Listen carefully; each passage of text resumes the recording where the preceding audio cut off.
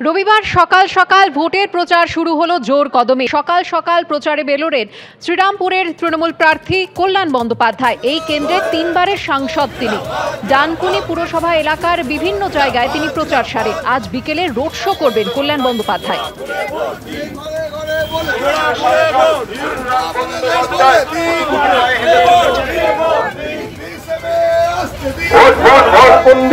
উচ্চ মাধ্যমিক বিদ্যালয়ের সামনে থেকে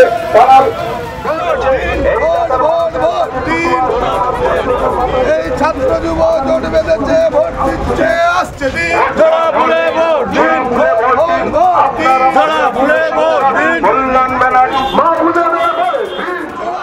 রবিবাসরীয় প্রচারে বেরোলেন বাঁকুড়ার বিজেপি প্রার্থী সুভাষ সরকার। বাঁকুড়া শহরের রানীগঞ্জ মোড়ে তিনি পুজো দেন। এরপর রাস্তায় হাঁটতে হাঁটতে পথ চলতি মানুষের সঙ্গে কথা বলেন বাঁকুড়ার বিজেপি প্রার্থী। কাজে বেরোনো শ্রমিকদের সঙ্গে দেখা হওয়ায় জানতে চান তাদের সমস্যার কথা।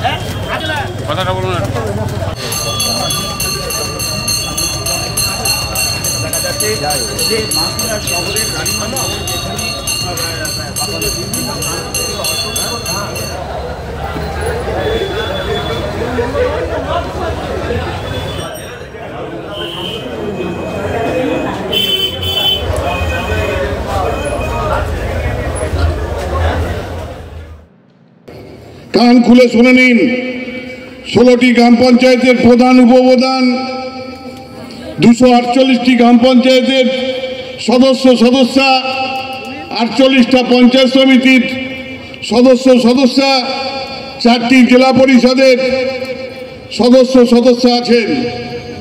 যে জায়গায় মাইনাস হবে আমাকে বলতে না হয় 4 জুন, তারপরের দিনে 5 তারিখে আপনাকে আপনার পদ খালি করে দিতে হবে।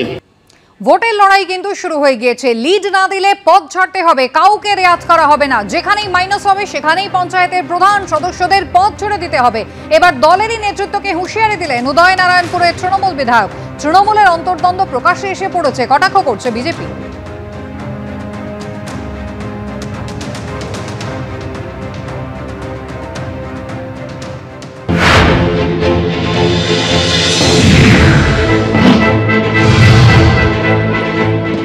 অনেকে ভাবছেন 20 মে পঞ্চম দফায় ভোট, এখন অনেক সময়।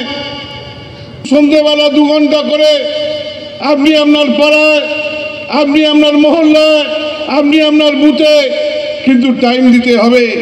এই নির্বাচনে যে মার্জিনটা উদয়নপুর থেকে করতে হবে, আগামী 2026-এ মার্ক্সবাদী কমিউনিস্ট পার্টি থেকে শুরু করে ভারতীয় জঞ্জাল পার্টির কোমর ভেঙে দিতে হবে। সেইভাবেই মার্জিনটা কিন্তু আপনাদের করতে হবে। সেই নির্বাচনের জন্য আসা।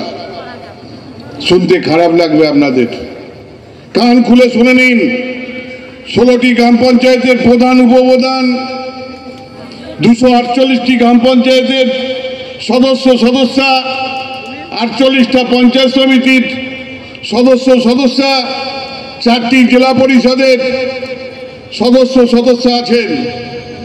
যে জায়গায় মাইনাস হবে আমাকে বলতে না হয় 4 জুন, তারপরের দিনে 5 তারিখে আপনাকে আপনার পদ খালি করে দিতে হবে। কোনো রকম রেয়াত নয়, কোনো জায়গাতে রেয়াত নয়।